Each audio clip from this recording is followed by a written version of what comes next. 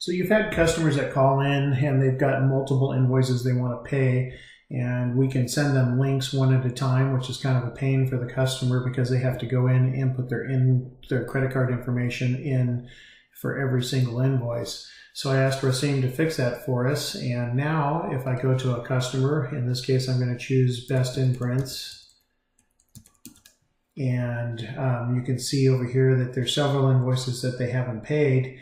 And now I can go into the very first one or any one of them, click on Edit, and a new button shows up called My Multi-Order Invoice. And if I click on that button, the invoice that I've got right now, 49787, shows up here, and I can add other invoices to this invoice that I'm going to send to the client. So I click on the drop down, and any invoice that has not been paid will show up in this drop down from this particular customer. So the next one down is 49593, and if I click on that and click Add to Invoice, it adds it right down here. So now I've got two invoices added, and if I want to go and add others, I just click on it and click on Add Order to Invoice. Now I've got three. Let's say that's all I want to send to the client. I can simply create the invoice at this point by clicking on the button. New buttons will show up where now I've got the same options I'm familiar with. I can view pay the invoice, or I can email it. If I click on view pay, it just creates a link that I can copy and simply send that in my email.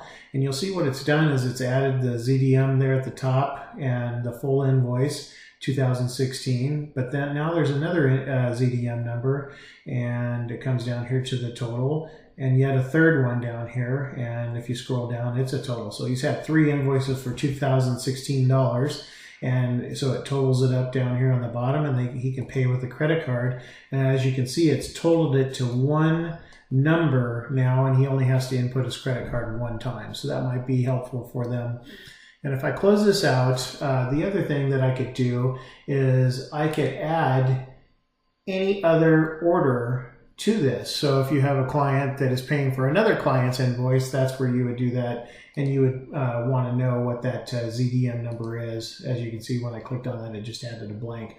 But if you knew what the ZDM number was, you can add it, and that'll add it to the group of invoices. So you can have just the invoices that belong to the customer, or you can add invoices that belong to another customer, and then click on View Pay Invoice. And if I click on the email invoice, it gives you that kind of generic email that we've had, and it brings the link over for you automatically.